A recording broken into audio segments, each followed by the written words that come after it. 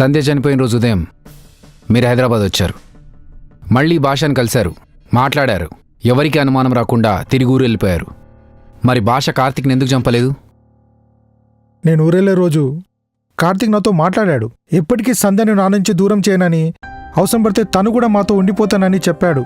అప్పుడు అర్థమైంది కార్తిక్కి సంధ్య మీద ఎంతో ప్రేమ ఉందని. అందుకే తనను అల్లుడుగా యాక్సెప్ట్ చేశాను. ఇంకా తనని చంపాల్సిన పనిలేదని భాషకు చెప్పాను. అందుకే భాష కార్తిక్ని చంపలేదు. అంటే ఈ పెళ్లికి మీరు మనస్ఫూర్తిగా ఒప్పుకున్నారా? అవును. మీకు పర్సనల్గా శత్రువులు ఎవరైనా ఉన్నారా? ఎవరు లేరు. బ్యాంకులో కూడా నేను అందరితో ఫ్రీగా కలవను.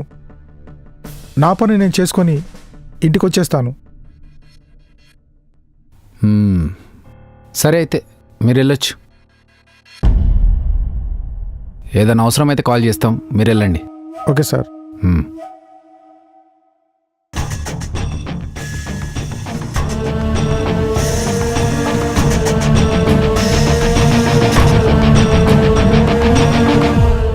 Hi sir, this is Karthik. రమ్మన్నారంట. కార్తిక్, హాయ్. కూర్చో, నువ్వు కూర్చో. కార్తిక్, సంధ్యది ఆత్మహత్య కాదు హత్య అని చెప్పేసి వాళ్ళ అమ్మ నాన్న అంటున్నారు. నువ్వేమంటావు? నాకు తెలిసి సంధ్యని చంపే అవసరం ఎవరికీ లేదు సార్. నాకు అర్థం కాని విషయం ఏంటంటే సంధ్య ఎలా చనిపోయిందని. సంధ్య నీకు ఎప్పటి నుంచి పరిచయం? 3 years నుంచి పరిచయం సార్.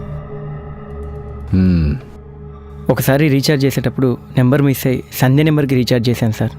అప్పుడప్పుడు మేము కలుసుకునేవాళ్ళం. అలా బాగా ఫ్రెండ్స్ అయ్యాం. అప్పటి నుంచి రెగ్యులర్గా కలుస్తుండేవాళ్ళం. ఒకరోజు నేను ప్రపోజ్ చేశాను, తను యాక్సెప్ట్ చేసింది.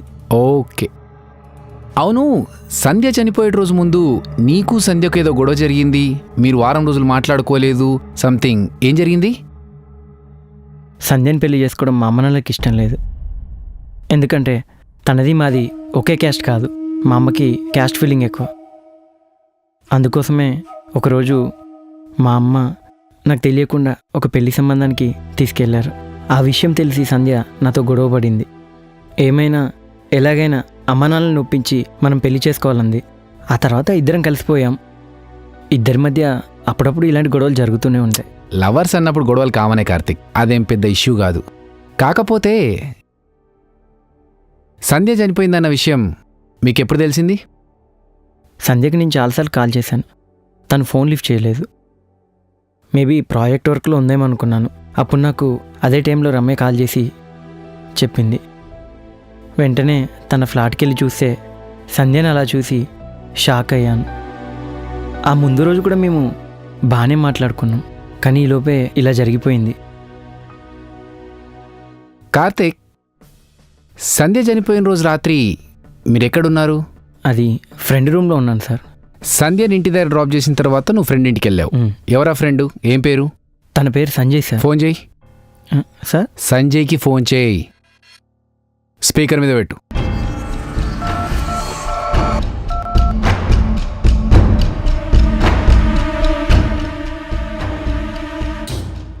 సంజయ్. చెప్పరా కార్తిక్? కార్తిక్ కాదు, Shiva, special officer, crime branch. Sir చెప్పండి సార్. జనవరి 4వ తారీఖు నువ్వెక్కడున్నావు? ఆ రోజు నేను ఇంట్లోనే ఉన్నాను సార్. కార్తిక్ ఎక్కడున్నాడు ఆ రోజు? ఏమైనా ఐడియా ఉందా? ఆ రోజు రాత్రి లేట్ అయిందని నా రూమ్లోనే పడుకున్నాడు sir. Are you sure? Sure sir. సరే, ఏదైనా అవసరం ఉంటే మళ్ళీ ఫోన్ చేస్తాను. అలాగే సార్. ఓకే సార్, మీరు నన్ను అనుమానిస్తున్నారు. తప్పదు కార్తిక్, మా పోలీస్ డిపార్ట్మెంట్లో మా నీడని మేమే అనుమానించాల్సి వస్తుంది. ఒక్కొక్కసారి ఒక్కొక్క ఇన్వెస్టిగేషన్లో సాక్షులు అనుకున్న వాళ్ళు హంతకులు అవుతారు, హంతకులు అనుకున్న వాళ్ళు సాక్షులు అవుతారు. It's quite common. Okay sir, no problem. కానీ ఒక విషయం సార్, సంధ్యని చంపిన వాడు దొరికితే తప్పకుండా చెప్పండి సార్. ష్యూర్. సంధ్య చనిపోయిందనే విషయంలో నాకు బాధగానే ఉంది. నీకెవరి మీద అనుమానం ఉందా? అనుమానం అంటే సార్, ఒకసారి సంధ్య వాళ్ళ బావ రాహుల్ని పరిచయం చేసింది. నేను సంధ్యతో క్లోజ్గా ఉండడం రాహుల్ చూసి చాలా డిస్టర్బ్గా ఫీల్ అయ్యాడు. అక్కడి నుంచి వెళ్ళిపోయాడు. మేబీ రాహుల్ మీదే నా అనుమానం sir. Okay, I will find out. You can go. Okay sir, thank you sir.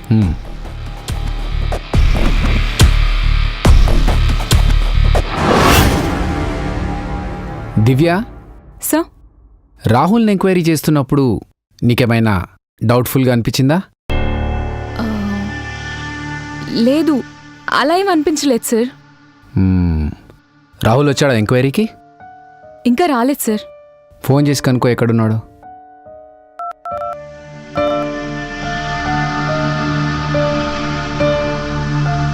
Rahul ఎక్కడున్నారు? Okay, come. ఆన్ ది వేలో ఉన్నారండి సార్, వస్తున్నారు. ఓకే.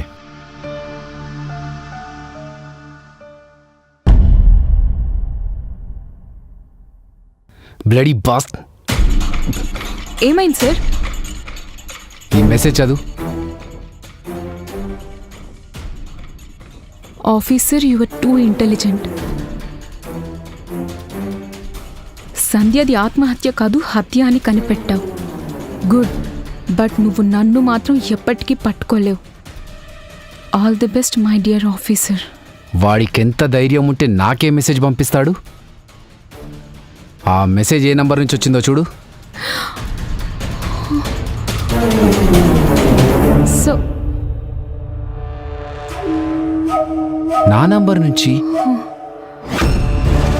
నా ఫోన్ హ్యాక్ చేసి నా నంబర్ నుంచి నాకే మెసేజ్ పంపిస్తాడా?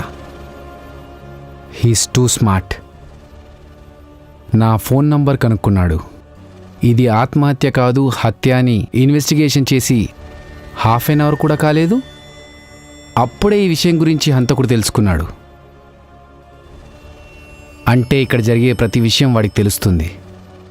హంతకుడికి సంబంధించిన వాడెవడో ఇక్కడ ఖచ్చితంగా ఉన్నాడు.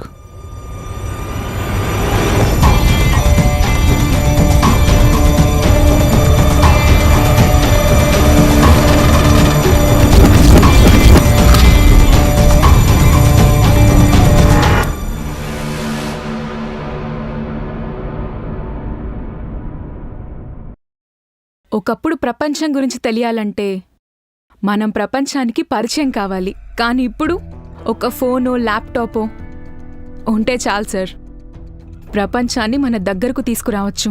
అతను బెస్ట్ హ్యాకర్. మీ ఫోన్ని హ్యాక్ చేయడం పెద్ద విషయమేమీ కాదు. అలాగే మన సీసీ కెమెరా ఫుటేజ్ని కూడా హ్యాక్ చేసి ఉండొచ్చు. పోలీసుల్ని అనుమానించడం కరెక్ట్ కాదు సార్.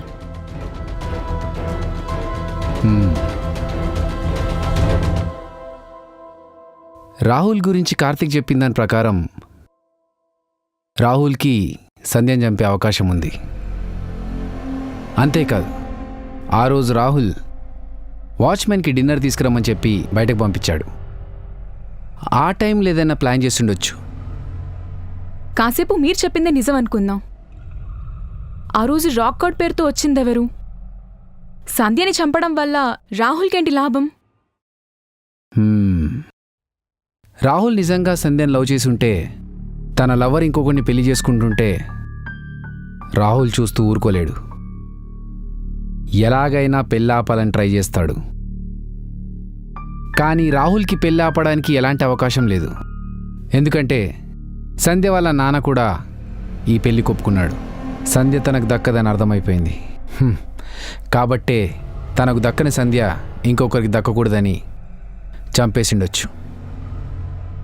అంతేకాకుండా ఆ అపార్ట్మెంట్ గురించి రాహుల్కి బాగా తెలుసు. ఆ రాక్ కార్డ్ పేరుతో వచ్చింది రాహుల్ ఫ్రెండ్ ఎవరైనా ఉండొచ్చు కదా. రాహుల్ సంధ్యను చంపాడనడానికి మన దగ్గర ఎలాంటి ఆధారాలు లేవు. ఇప్పటి వరకు మన దగ్గర ఈ కేసుకు సంబంధించి అనుమానాలు మాత్రమే ఉన్నాయి, సాక్ష్యాలు లేవు. హలో, చెప్పు. సరే, లోపలికి పంపించు. ఎవరొచ్చింది? సార్, ఇతని పేరు రాహుల్, సంధ్య వాళ్ళ బావ. సార్, మీరు శివగారు కదా? నేను మీకు పెద్ద ఫ్యాన్ని సార్. ఎప్పటి నుంచో మిమ్మల్ని కలవాలనుకుంటున్నాను, కానీ ఇలా కలుస్తా అనుకోలేదు. కూర్చో.